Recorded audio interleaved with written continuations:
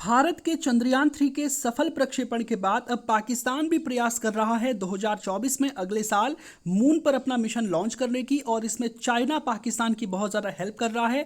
और अगर चाइना का चांग-E6 मून मिशन अगर सक्सेसफुली कंडक्ट हो जाता है तो पाकिस्तान दुनिया का 10वां देश बन जाएगा जिसने मून पर सफलतापूर्वक किसी मिशन को अंजाम दिया है। तो डिस्कस करते हैं इस टॉपिक को इन डेप्थ। मैं हूं कमल किशोर भट्ट और आपका स्वागत है कमल एजुकेशन पॉइंट पर। आप देख सकते हैं फर्स्ट पोस्ट का आर्टिकल है, China to help Pakistan launch satellite in Chang'e six moon mission. China का कहना है, ऑफिशियली इन्होंने कल प्रेस कॉन्फ्रेंस में इस बात का खुलासा किया है कि चाइना अगले साल एक चांग-E6 नाम से एक मून मिशन लॉन्च करने वाला है। और ये मून मिशन हिस्टोरिक होगा चाइना के लिए भी और पाकिस्तान के लिए भी, क्योंकि चांग-E6 मून मिशन के माध्यम से चाइना क्या करेगा, अपना एक लैंडर उतारेगा चंद्रमा की सतह पर और वो लैंडर वहां पर एक्सप्लोरेशन करेगा और वहां से मिट्टी और पत्थर के कुछ टुकड़ों को अपने साथ धरती पर वापस लाएगा। हमारा जो मून मिशन था वो बेसिकली क्या था, हम सिर्फ चांद की सतह पर उतरे थे, हमारा रोवर वहां पर चला था। उस रोवर का अब जो है काम खत्म हो गया। हालांकि वैज्ञानिक हमारे प्रयास कर रहे हैं कि इसको फिर से जगाया जा सके, लेकिन चाइना का जो मून मिशन है ना, वो वहां पर रोवर तो करेगा, साथ में वहां से मिट्टी के अंश लेकर वहां चांद की सतह से वापस जो है धरती पर आएगा। तो ये मिशन बहुत इंपॉर्टेंट होने वाला है। और इस मिशन में चाइना का कहना है कि हम केवल अपना काम ये तो करेंगे, साथ में हम क्या कर रहे हैं, फ्रांस, इटली और जो यूरोपियन स्पेस एजेंसी है इसके भी कुछ पेलोड्स को इसमें लगा करके ले जाने वाले हैं और इन देशों का काम भी जो हम करेंगे। इसी में चाइना का कहना है कि देखो भाई पाकिस्तान, तुम्हारे साथ जो बना देश था 1947 में भारत, उसने अपना चंद्रयान-3 मिशन लॉन्च कर दिया है और तुम रह गए हो बहुत पीछे। तो तुम एक काम करो, एक छोटा सा सैटेलाइट अपना बनाओ और उस सैटेलाइट को हमको दे दो।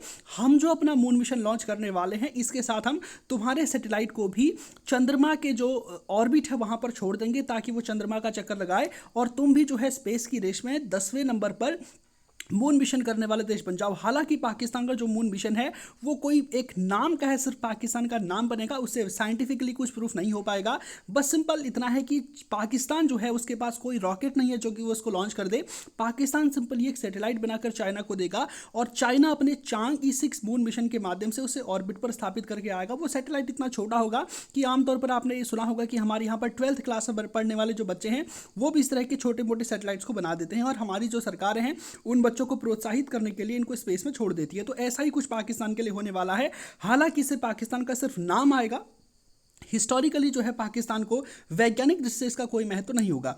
तो सबसे पहले आपको बताना चाहता हूं कि देखिए पाकिस्तान हिस्टोरिकली अगर आप देखेंगे, पाकिस्तान की जो स्पेस एजेंसी सुपार्को है ना, वो भारत से कहीं ज़्यादा आगे थी। इसरो बहुत पीछे हुआ करता था, सुपार्को बहुत आगे हुआ करता था। जब हमारा देश आज़ाद होता है उस समय आपको पता है कि कोल्ड वॉर की सिचुएशन पूरी दुनिया में बनी थी। कोल्ड वॉर बेसिकली यूएसएसआर और यूएसए के बीच में था, एक इन्फ्लुएंस की लड़ाई थी और जिसमें पाकिस्तान था यूएस के सपोर्ट में और इंडिया आपको बताया था नॉन अलाइन था, लेकिन कहीं ना कहीं इसका झुकाव सोवियत यूनियन की ओर था।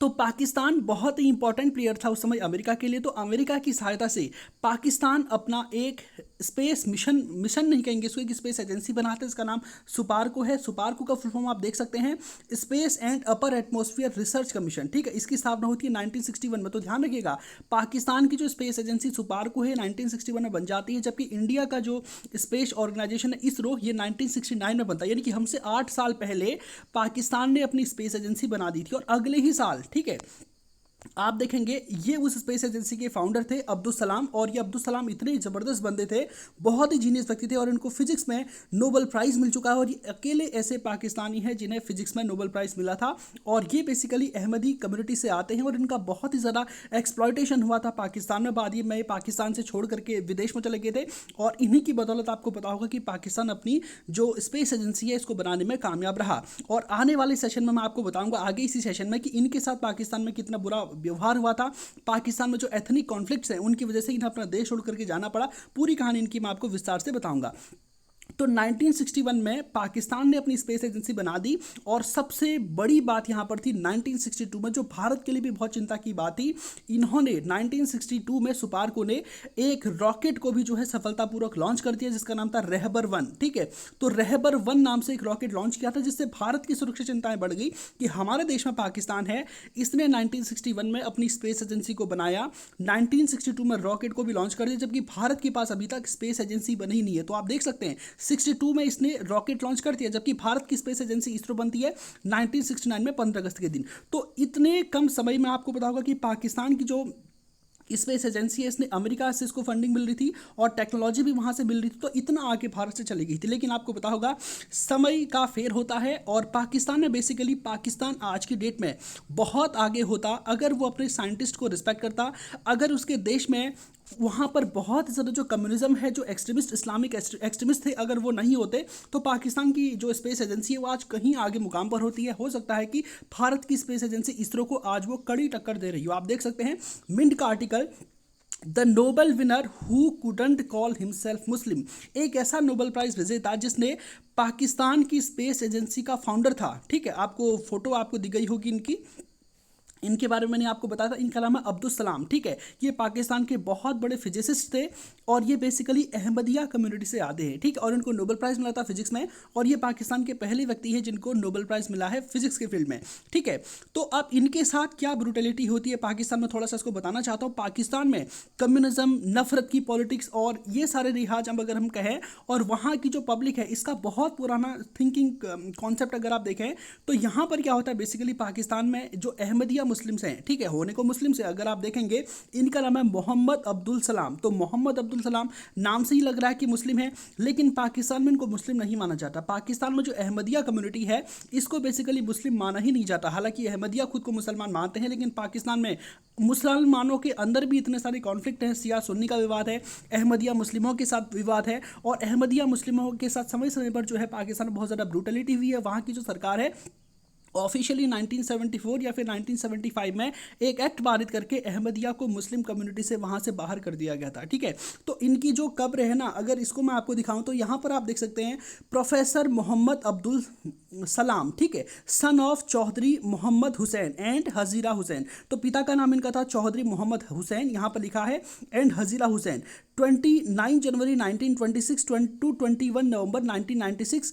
आप यहाँ पर आगे देख सकते हैं 1979 बिकम द फर्स्ट, फिर यहाँ पर जो है ऐसा कर रखा है। ठीक है, यहाँ पर अगर आप देखेंगे, थोड़ा सा जूम कर लूँ तो पहले तो इनकी कब्र में मुस्लिम लिखा था। ठीक है, लेकिन जैसे ये खबर सामने आती है तो पाकिस्तान के जो एक्सट्रीमिस्ट ऑर्गेनाइजेशन थे, इस्लामिक या जो रेडिकल ऑर्गेनाइजेशन थे, इन्होंने हंगामा करना शुरू कर दिया कि तुमने कैसे इस व्यक्ति को मुस्लिम कह दिया, अरे ये तो हमारी मुस्लिम कम्युनिटी का है ही नहीं ये बंदा। ठीक है, ये तो अहमदिया मुसलमान है और अहमदिया मुसलमान होते ही नहीं है। तो बहुत ज़्यादा विवाद हो। उसके बाद आप सोचिए, एक नोबेल प्राइज़ विनर साइंटिस्ट है, उसको अगर ये कहा गया कि ये पहला मुसलमान है जो है जीतने वाला, नोबेल प्राइज़ जीतने वाला, और उसकी जो कब्र है 1996 में जब इस मुस्लिम की मौत हुई थी तो उसकी कब्र से मुस्लिम शब्द को ही हटा दिया। इससे आप समझ सकते हैं कि पाकिस्तान में खुद मुसलमान भी सुरक्षित नहीं है। वहां पर एथनिक कॉन्फ्लिक्ट्स इतने ज़्यादा हैं, वहां पर इतनी कट्टरपंथी मानसिकता वाले लोग रह रहे कि पूरी दुनिया के लिए चिंता का विषय बन गए हैं पाकिस्तान के लोग। ठीक है, हालांकि वहाँ की जो नेचुरल आवाम अगर आप देखेंगे तो वहाँ पर उतना ज़्यादा नहीं है, लेकिन वहाँ की जो पॉलिटिक्स है वो बेसिकली नफरत के नाम पर ही चलती है, और वहाँ पर हिंदू हैं, ईसाई हैं, यानी कि जो नॉन मुस्लिम्स हैं उनके साथ बहुत अत्याचार हो रहे हैं। लेकिन आपको जानकर हैरानी होगी कि जो अहमदिया मुसलमान हैं उनके साथ भी पाकिस्तान में बहुत सारे अत्याचार हो रहे हैं, जिसके एक्सप्लॉयटेशन का सबसे बेहतरीन एग्जांपल आप देख सकते हैं। जिस व्यक्ति ने पाकिस्तान को, आप देख सकते हैं, फर्स्ट रॉकेट दिलाया। ठीक है, पाकिस्तान जो है तीसरा देश बन गया था जापान इजराइल के बाद, एशिया का तीसरा कंट्री बन गया था जिसने अपना रॉकेट सफलतापूर्वक प्रक्षेपित किया था। चाइना और इंडिया का अभी तक रॉकेट बना भी नहीं था। ठीक है, तो इंडिया से आगे बंदा लेके गया पाकिस्तान को उस व्यक्ति के साथ। जब इस तरह की ब्रूटलिटी पाकिस्तान में हो सकती है तो वहाँ पर जो सामान्य लोग रहते हैं उनके साथ क्या नहीं होगा। अब आप सोच रहे होंगे चलो अब्दुल सलाम एक ही तो वैज्ञानिक थे, क्या पाकिस्तान में केवल एक ही वैज्ञानिक हुआ? जी नहीं, पाकिस्तान में और भी बहुत सारे अच्छे अच्छे वैज्ञानिक हुए, लेकिन वो कोई भी अपने देश में टिके ही नहीं। टिकने का न कारण क्या था, वहां पर मैसिव करप्शन पाकिस्तान में। जब देख सकते हैं ये जो चेयरमैन ऑफ सुपारको की मैंने आपको लिस्ट दिखा रखी है, यहां पर आप देख सकते हैं इसके जो पहले चेयरमैन थे वो थे डॉक्टर अब्दुल सलाम। डॉक्टर अब्दुल सलाम के जाने के बाद पूरी तरह से मिलिट्री ने टेक ओवर कर लिया था सुपारको को, और इसके चेयरमैन कौन बनते हैं, आप जितने भी यहाँ पर नाम देखेंगे, एयर कमांडर, और यहाँ पर आप देख सकते हैं मेजर जनरल अहमद ये गिलानी। ठीक है, सारे मेजर जनरल, इनकी आर्मी के आने वाले जो लोग थे ना उनको सुपारको का चेयरमैन बना दिया। अब आर्मी का बंदा क्या जानेगा स्पेस एजेंसी के बारे में, आप खुद से सोच सकते हैं। अगर किसी स्पेस एजेंसी को चलना है तो किसी स्पेस साइंटिस्ट को उसका चेयरमैन बनाया जाना चाहिए। पहले में तो अब्दुल सलाम को बनाया गया, बहुत अच्छी बात है, वो तो बहुत बड़े वैज्ञानिक थे, फिजिसिस्ट थे, नोबेल प्राइज विनर थे। उन ऐसे व्यक्तियों को अगर आप अपनी स्पेस एजेंसी का हेड बनाएंगे तो बहुत अच्छी बात है। लेकिन आपको पता होगा कि पाकिस्तान के एथनिक कॉन्फ्लिक्ट पॉलिटिक्स कैसे हैं, पाकिस्तान में मिलिट्री ने जो है सब कुछ को जो है टेक ओवर कर लिया था। वहाँ पर अभी तक जितने भी प्राइम मिनिस्टर उनमें से कोई भी अपना कार्यकाल पूरा नहीं कर पाया है। समय समय पर वहाँ पर आर्मी तख्ता पलट कर देती है, तो आर्मी अपने ही बंदे को इस सुपार्को का चेयरमैन बना देती है। कभी कभी बीच में साइंटिस्ट लोग आ जाते हैं, लेकिन आमतौर पर आर्मी ने हमेशा से सुपार्को में अपना इन्फ्लुएंस बनाने का प्रयास किया। और नतीजा क्या हुआ कि सुपार्को का चेयरमैन अगर आर्मी का कोई ऑफिसर बन जाएगा तो वो क्या काम करेगा वहाँ पे, ठीक है, उसके तो मतलब का ही नहीं, उसको तो कुछ समझ में ही नहीं आएगा। तो इससे सुपार्को की इफिशियंसी बहुत ज़्यादा प्रभावित हुई। अगर डॉक्टर अब्दुल सलाम के साथ वहाँ पर ब्रूटलिटी पाकिस्तान में नहीं हुई होती तो आप सोच सकते हैं कि अब्दुल सलाम इस स्पेस एजेंसी को कहाँ तक ले जाते। आपको जानकर हैरानी होगी कि यह अब्दुल सलाम वो व्यक्ति हैं जिन्हें भारत ने नागरिकता ऑफर की थी जब वो पाकिस्तान छोड़कर गए थे, जब वहाँ पर 1955 में और फर्दर 1960s के बाद 1970 के आसपास जब अहमदिया मुस्लिमों के खिलाफ कत्लेआम हुआ था।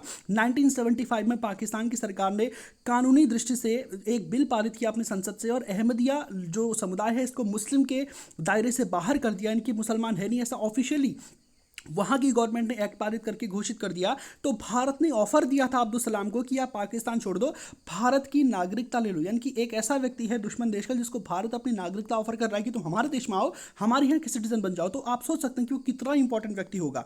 तो ऐसे व्यक्ति को जो है पाकिस्तान ने एक तरह से आज भी उनकी मृत्यु के बाद आज भी पाकिस्तान में बहुत ज़्यादा कॉमन है, अब्दुल सलेम की कहीं पर मूर्ति लगी होती है तो उस पर कालिक पोत देना, ठीक है, या फिर उनकी जो कब्र है इसको इस पर पत्थरबाजी करना, कालिक पोत देना, ठीक है, उनके पोस्टर में उनके चेहरे को डार्क करके चिपका देना। तो ऐसी बातें बिल्कुल कॉमन है। वहाँ का जो सोशल मीडिया है उसमें बहुत सारे प्रोपेगेंडा चलते रहे, अब्दुल सलाम तो फर्जी आदमी था, उसने कुछ नहीं किया, इसने सारा काम किया और अपना क्रेडिट ले गया। तो इस तरह की बातें वहाँ के सोशल मीडिया में बहुत चलती है और नतीजा वहाँ की जो पब्लिक है ना, वहाँ पर इतने ज़्यादा कत्लेआम होते हैं इन लोगों के, आप जानकर हैरान होंगे कि 30 लाख के आसपास वहाँ पर अहमदिया मुस्लिम सभी बचे हैं। जबकि पहले के बाद अगर आप 1960s के दौर में देखेंगे तो वहाँ पर बताया जाता है कि लगभग 55 से लेकर के 60 लाख के आसपास जो अहमदिया मुस्लिम थे वो, और जो अच्छे अच्छे लोग वहाँ पर निकल रहे हैं वो सीधा पाकिस्तान छोड़कर चले जाते हैं क्योंकि उनको पता है कि पाकिस्तान में उनका भविष्य अच्छा नहीं है। 1975 में जो दंगे हुए थे उसमें बहुत सारे अहमदिया लोग मारे गए, लाखों की तादाद में अहमदिया लोग पाकिस्तान में समय समय पर दंगों के शिकार हुए हैं। और यही नतीजा है कि एक इतना बड़ा साइंटिस्ट अब्दुल सलाम, इसके होने के बावजूद पाकिस्तान की जो स्पेस एजेंसी सुपार्को है, इसके समय पे जब अब्दुल सलाम वहाँ के इसके हेड थे, काफ़ी आगे गया था, सबसे पहला रॉकेट इंडिया से भी पहले, चाइना से भी पहले अपना रॉकेट प्रक्षेपित किया था। और आज की डेट में पाकिस्तान अगर अपना मून मिशन लॉन्च कर रहा है तो उसको चाइना की हेल्प लेनी पड़ रही है। चाइना का जो चांग-E6 मून मिशन है, इसमें अपना छोटा सा सैटेलाइट एक पाकिस्तान अपना देगा और उसको जो है चाइना अपनी कक्षा में प्रक्षेपित कर पाएगा। तो आप देख सकते हैं पाकिस्तान इंडिया से कितना पीछे है। इसरो बहुत ज़्यादा आगे निकल चुका है। सुपार्को की कोई वैल्यू है नहीं दुनिया की स्पेस एजेंसी में, इसको गिना भी नहीं जाता। जबकि इसरो का नाम आप जानते होंगे कि दुनिया की जो एलीट क्लास स्पेस एजेंसी इसमें आता है। भारत की रैंकिंग अगर आप चाहे मंगल मिशन की बात करें, चंद्रयान की बात करें या फिर कोई भी स्पेस मिशन हो रहा है, इसमें आमतौर पर आपने देखा होगा कि यूएस, रशिया, चाइना, इसके बाद इंडिया का नाम आमतौर पर हर जगह आ जाता है, या फिर कहीं पर यूरोपियन यूनियन के बाद इंडिया का नाम लगभग हर जगह पर आमतौर पर आ ही जाता है। जबकि पाकिस्तान की एजेंसी सुपार्को, इसको दुनिया में कोई लोग जानते भी नहीं। जबकि एक समय पे अब्दुल सलाम के समय पे ये एजेंसी बहुत आगे थी। भारत चाइना से पहले इसने अपना रॉकेट प्रक्षेपित कर लिया था। और अगर यहाँ पर पाकिस्तान की आर्मी ने अपने बंदों को नहीं बिठाया होता, अपने बंदों से करप्शन नहीं करवाया होता, तो आज अगर किसी स्पेस साइंटिस्ट को यहाँ पर रखा होता तो आज सुपार्को शायद कहीं और आगे होता, इंडियन स्पेस एजेंसी को टक्कर दे रहा होता। तो उम्मीद करता हूं जो बातें आज के सेशन में आपको बताई है आप ठीक से समझ पाए होंगे। आप इस मामले को लेकर क्या विचार रखते हैं कमेंट सेक्शन में डेफिनेटली जवाब दें। तो आज के सेशन को यहीं पर समाप्त करते हैं। धन्यवाद।